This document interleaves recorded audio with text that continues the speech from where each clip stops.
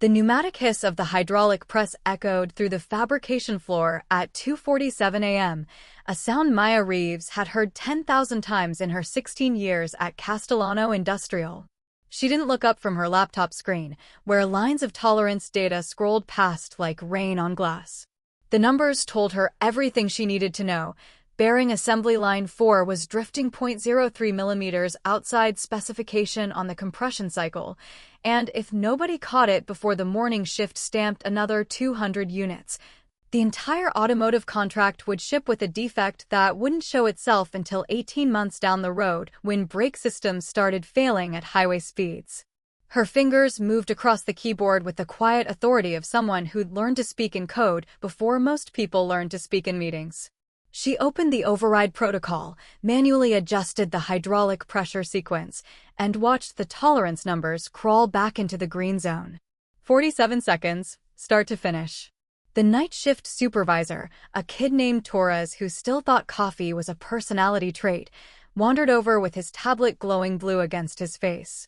"How'd you know?" he asked. "Not for the first time, not for the last." Maya didn't answer right away. She pulled up a pressure graph from 3 weeks prior, overlaid it with tonight's readings, and pointed to a barely visible divergence in the curve. Metal fatigue in the compression cylinder. Happens every winter when the temperature drops below 32 and the lubricant viscosity changes. You can see it start to drift here, compensate here, then fail to recover here. She tapped each point with a chewed-down fingernail.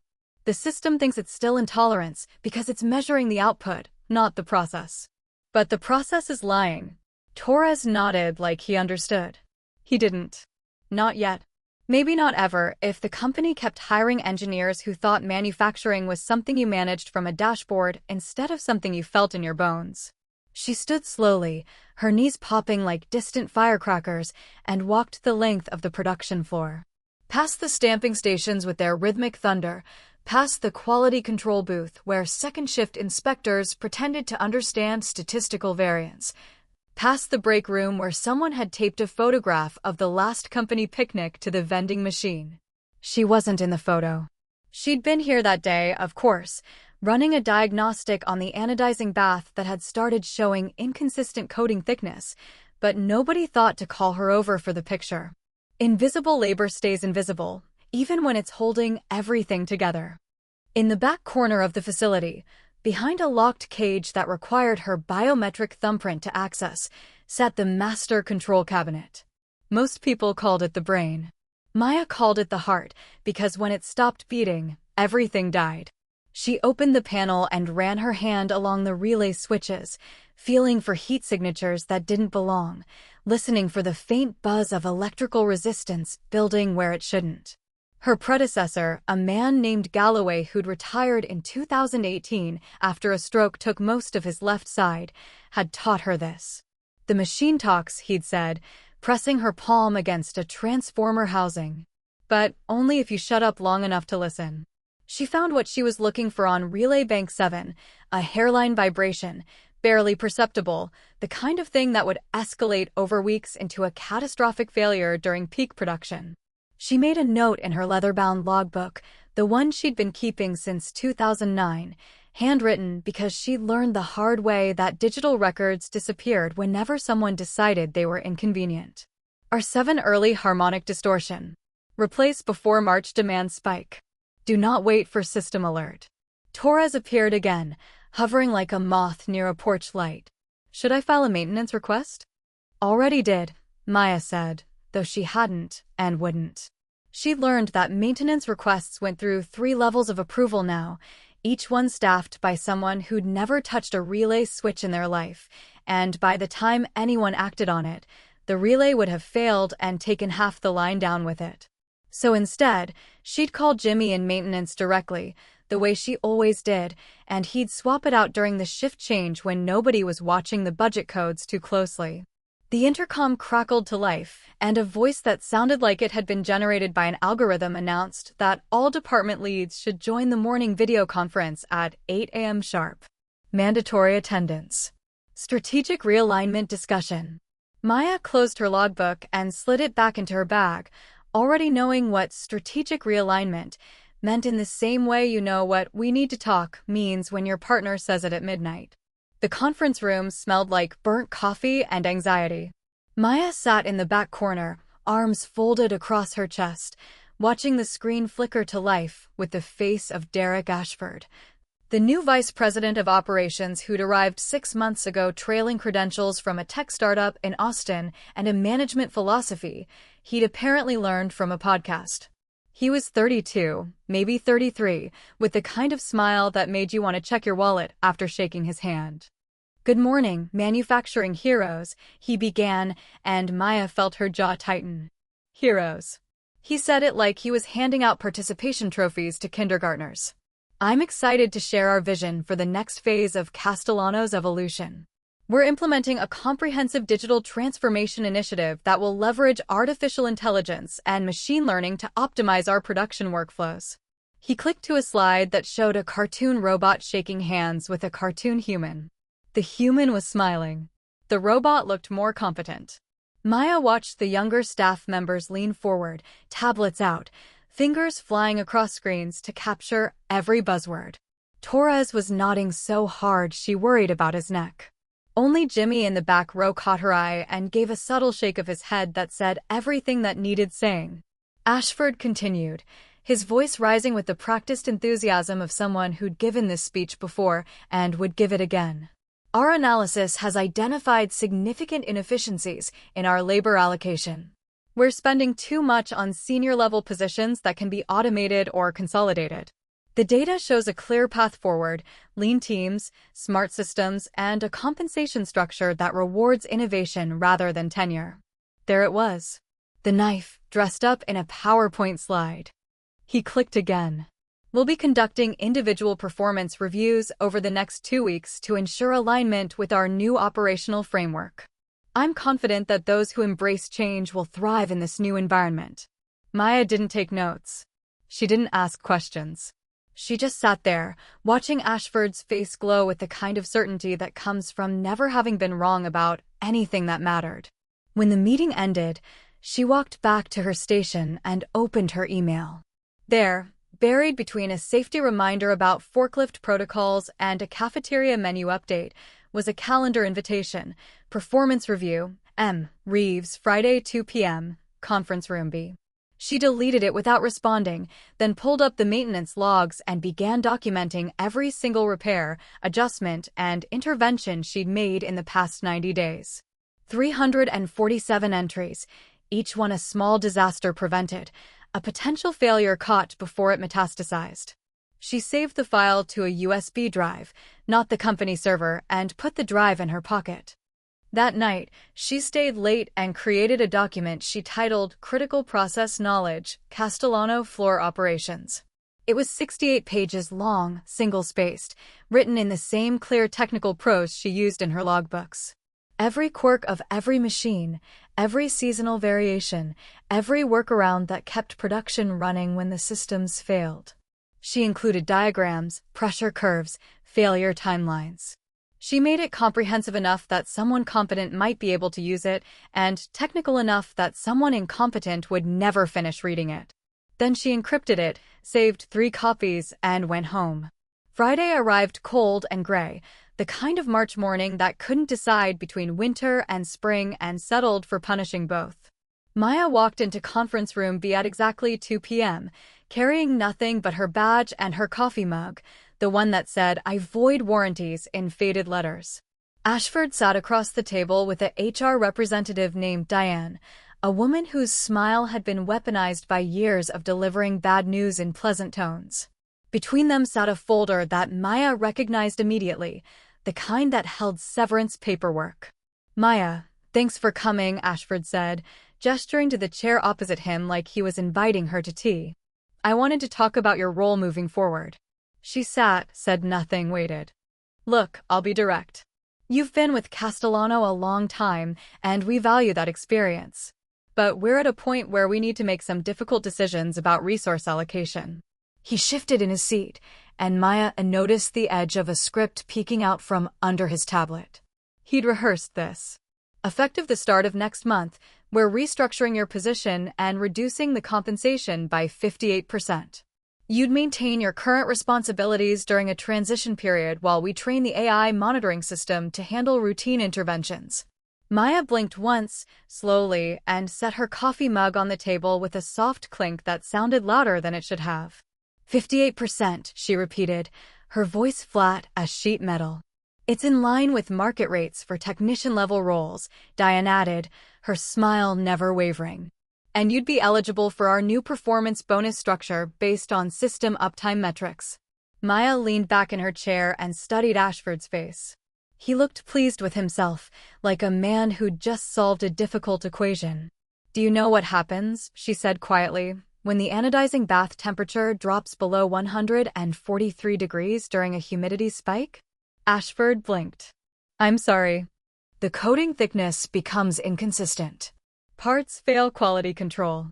We have to scrap entire batches and remake them on overtime, which costs about $40,000 per incident. It happens twice a year, usually in April and September, and the automated system doesn't catch it because the temperature sensors are positioned wrong. They measure the surface temp, not the core temp. She paused. Do you know how to prevent it? He stared at her like she'd started speaking Mandarin. You manually adjust the heating element 3 hours before the humidity spike, based on the weather forecast and the bath chemistry logs from the previous cycle. The system can't do it because it doesn't understand causation, only correlation. It reacts after the problem starts. I prevent the problem from starting. Ashford recovered quickly, his smile snapping back into place. And that's exactly the kind of knowledge we want to capture in our new documentation protocols. This isn't about replacing you, Maya. It's about scaling your expertise. She stood up, and something in the motion made both of them lean back slightly. I'll think about it, she said, though they all knew she wouldn't. She picked up her mug and walked toward the door. We'll need a response by Monday, Diane called after her. Maya stopped at the threshold and looked back. You'll have one. That weekend, she didn't answer her phone. She didn't check her email. She sat in her garage workshop, surrounded by salvaged machine parts and half-finished repair projects, and rebuilt a vintage lathe she'd bought at an estate sale 3 years prior. The work required absolute precision, measurements in thousandths of an inch, bearing alignments that had to be perfect or the whole thing would shake itself apart. It was the kind of work that demanded complete attention, the kind that didn't leave room for anger or fear or the hollow ache of being told you were worth 58% less than you'd been worth a month ago. On Sunday evening, she typed 4 words into her laptop, effective immediately. Maya Reeves. She attached the letter to an email addressed to HR, BCC'd to her personal account, and hit send at 11:47 p.m. Then she went to bed and slept better than she had in years. Monday morning broke with the sharp clarity of a decision already made. Maya didn't drive to Castellano Industrial. She drove to a diner on the east side of town, the kind with cracked vinyl booths and coffee that tasted like it had been brewed during the previous administration. She ordered pancakes and eggs and sat by the window, watching the sunrise paint the refineries orange and gold. Her phone buzzed. Text from Jimmy. Did you really quit? Then Torres, is it true? Then a number she didn't recognize. This is Diane from HR. We need to discuss your transition timeline. She powered the phone off and asked the waitress for more coffee. At Castellano, the day shift arrived to find Maya's station dark. Her logbook was gone. Her tools were gone. The only thing remaining was a sticky note pressed to her monitor screen, written in her tight, precise handwriting. Check Relay Bank R7 before end of week. Do not trust the automated alerts. Ashford found it at 9:30, during a walkthrough with a photographer from the local business journal who was there to document the company's innovative digital transformation. He peeled the note off the screen, read it, and crumpled it into his pocket with a laugh that didn't quite reach his eyes. Dramatic exit, he told the photographer. Some people can't handle progress. By Tuesday, the automotive contract was in trouble. 3 batches of brake assemblies failed quality inspection due to compression tolerance drift. The automated system had flagged them as acceptable. The client's testing equipment disagreed. Torres spent 4 hours on the phone trying to explain why parts that passed internal QC were being rejected and couldn't answer when they asked what had changed. By Wednesday, the anodizing bath temperature spiked during an unexpected humidity front, and 200 parts came out with coatings so thin you could see the base metal underneath. The system logged it as a sensor anomaly. The client logged it as a breach of contract. By Thursday, Relay Bank R7 began to fail exactly as Maya had predicted. The vibration she'd detected escalated into a full harmonic distortion that caused 3 stamping presses to shut down mid-cycle. Production stopped for 6 hours while maintenance tried to diagnose the problem. Jimmy found it eventually, but by then the evening shift had been sent home and the backlog had grown to critical levels. And through it all, Ashford kept smiling, kept telling people it was just a temporary adjustment period, kept insisting that the AI system would learn and adapt and optimize. He said it so many times that even he started to believe it. Right up until Friday morning when the CEO called him into a meeting that lasted 11 minutes and ended with Ashford cleaning out his desk into a cardboard box that still smelled like the breakfast burritos it had originally held. Maya didn't watch the news. She didn't need to. She knew what was happening the same way she'd always known, by listening to the silence where the machines used to hum, by feeling the absence where her hands used to work, by understanding that some knowledge can't be automated because it isn't knowledge at all. It's something deeper, something earned through years of showing up and paying attention and caring about things that don't show up on dashboards or quarterly reports. On Friday evening, her phone rang. She'd powered it back on to check the weather, and the call came through before she could turn it off again. Unknown number. She almost didn't answer. Ms. Reeves? The voice was unfamiliar, male, careful. This is Richard Castellano. I own the company. She said nothing. I understand you've resigned. I wanted to call personally to apologize. And to ask if you'd be willing to come back. Maya looked out her kitchen window at the garden she'd been planning to plant, the tomato stakes already driven into the soil, the seed packets arranged on the counter. No, she said. We'll match your previous salary. Add 20%. Full benefits, pension restoration, whatever you need. No, she said again, and this time there was something final in her voice. A long pause. Can I ask why? She thought about it, really thought about it, and then said, because you didn't call me before you needed me.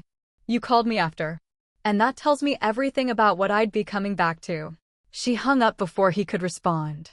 The local paper ran the story on page 3, manufacturing giant struggles after key employee departure.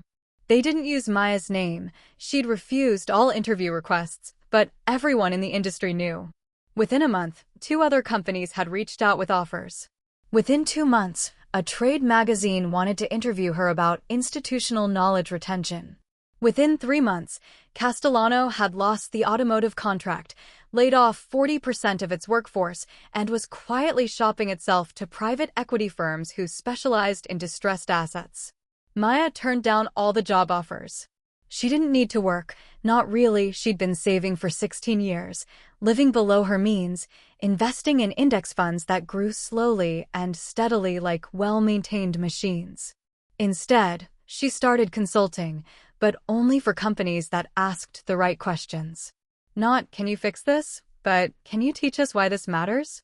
She charged twice what she used to make, worked half the hours, and slept through the night without dreaming about relay banks and pressure curves, and all the small catastrophes that never happened because she'd been there to prevent them. And sometimes, late at night when the house was quiet and the world felt small and manageable, she'd open her old logbook and run her finger down the pages, reading her own handwriting like a map of a country she'd once lived in but would never visit again. All those careful notes, all those prevented disasters, all that invisible work that had kept machines running and people employed and products shipping and nobody noticing until the day she stopped.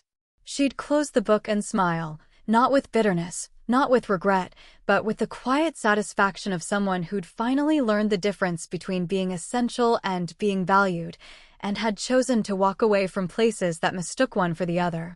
The last page of her logbook held a single entry, dated the night before she quit.